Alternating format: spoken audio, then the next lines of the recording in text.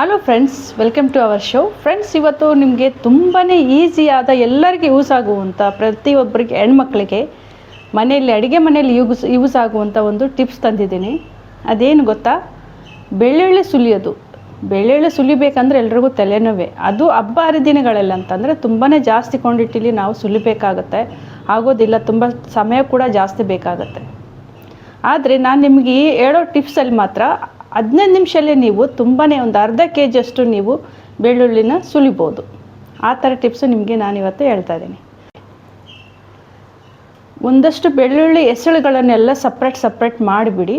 ಸ್ವಲ್ಪ ಬಿಸಿ ನೀರು ಒಂದು ಪಾತ್ರೆಗೆ ಹಾಕ್ಬಿಟ್ಟು ಅದನ್ನು ಆ ಬಿಸಿ ನೀರಿನಲ್ಲಿ ಈ ಬೆಳ್ಳುಳ್ಳಿನ ಹಾಕಿ ಒಂದು 15 ನಿಮಿಷ ಬಿಡಿ ಫ್ರೆಂಡ್ಸ್. ನೀವು ಸುಲಿಬೇಕಾದ್ರೆ ನಿಮಗೆ ಕೈಯಲ್ಲಿ ಹೂವಿನ ಥರ ಸಿಪ್ಪೆ ಕೈಯಲ್ಲಿ ಬಂದುಬಿಡುತ್ತೆ. ಅಷ್ಟೊಂದು ಈಸಿ ಸುಲಿಯೋಕ್ಕೆ. ನಂಬ್ತಾ ಇಲ್ವಲ್ಲ?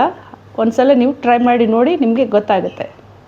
ಮಾಡ್ತೀರಂತ ನಾನು ಅಂದ್ಕೊಂಡಿದ್ದೀನಿ. ಹಾಗೆ ಈ ವಿಡಿಯೋ ನಿಮಗೆ ಇಷ್ಟ ಆದರೆ ನಿಮ್ಮೆಲ್ಲ ಫ್ರೆಂಡ್ಸ್ ಸರ್ಕಲ್ಗೆ ಎಲ್ರಿಗೂ ಶೇರ್ ಮಾಡಿ.